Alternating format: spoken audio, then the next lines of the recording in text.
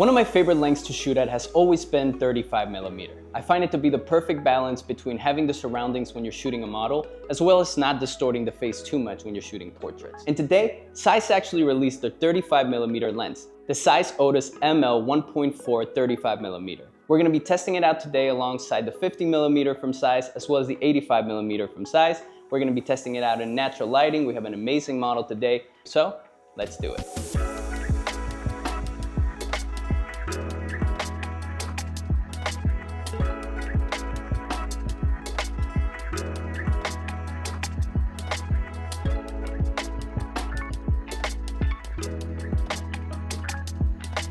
Now, as I mentioned before, the thing I love about the 35mm is that you're able to get a little bit more of your environment when you're shooting your subject, which just gives a little more story to your photos. So for example, that little curtain that we see there on the right side, and look at that bokeh that we get just at 1.4, even though she's really close to the wall there. It's just this beautiful like runoff of the focus, which looks great on the skin. Now, what's really awesome about this lens too is the color fidelity. Whenever it comes to shooting against really highlighted areas like outside, but in this case here inside with the windows behind our subject, you usually get a lot of color fringing. However, that's not the case. Just the way that this lens is made, there's not a lot of that found in the images.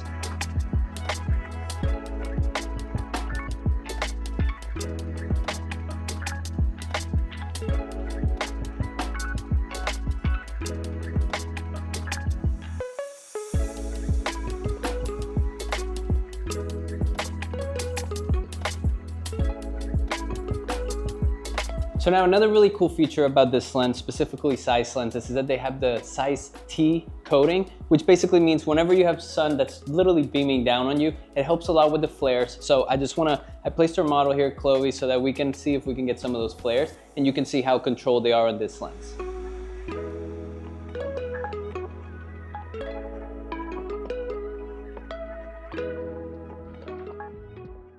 So now while I'm using this lens for photography, it is also great for video. It is a manual focus lens, which makes it a little harder to catch the focus, but when you get that focus, it is just wonderfully sharp. So check out some of the footage that Jorge shot.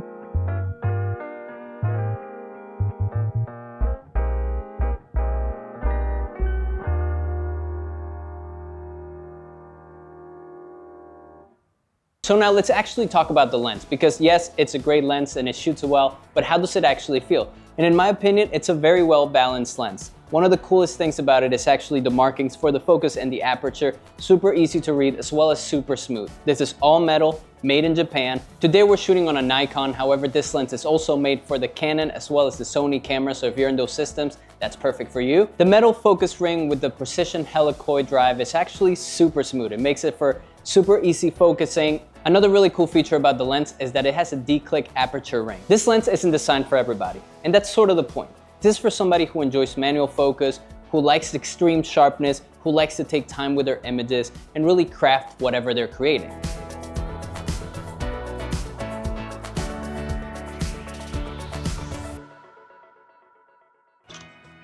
So now while a 35mm lens is always great to have around and you might want to just bring one lens, I like to sometimes have a variety of lenses to play with, so we're going to test out the 85, see how that looks in this case. What the 85 is used for, specifically how I use it, is to just get those nice little details that sometimes you might miss. So for example, our model today has beautiful eyes, so we're going to try to get a shot where we just see the half of her face and the eye is in focus here. Let's see how that looks. So now what's really cool for the 85, as I was mentioning, is that you can get a lot of details. So for example, if you're shooting jewelry and you really want to get that shot of the earring on the ear, which is always a nice shot to have, this is the perfect way to do that. Another shot we can get here is also the rings on her hand, just to add that little extra detail.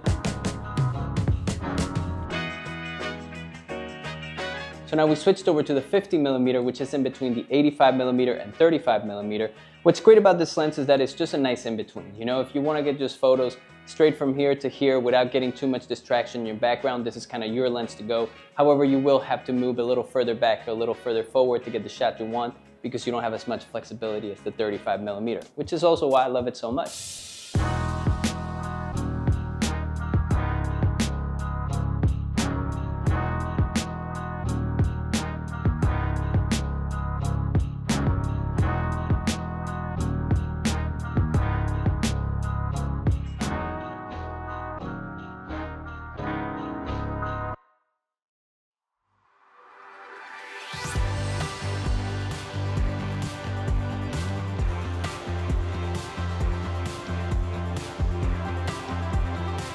So overall, this lens was amazing to shoot with. It was incredibly sharp. The tactileness of it was actually a really cool feature that I haven't actually experienced before to this level. So, you know, the aperture ring as well as the focus ring was great. We have an amazing model, an amazing studio to play with today. So I couldn't have asked for a better place to shoot these photos. Also, guys, let us know what your favorite photo was down below. And as always, my name is Juan Pablo. I will catch you next time. Peace.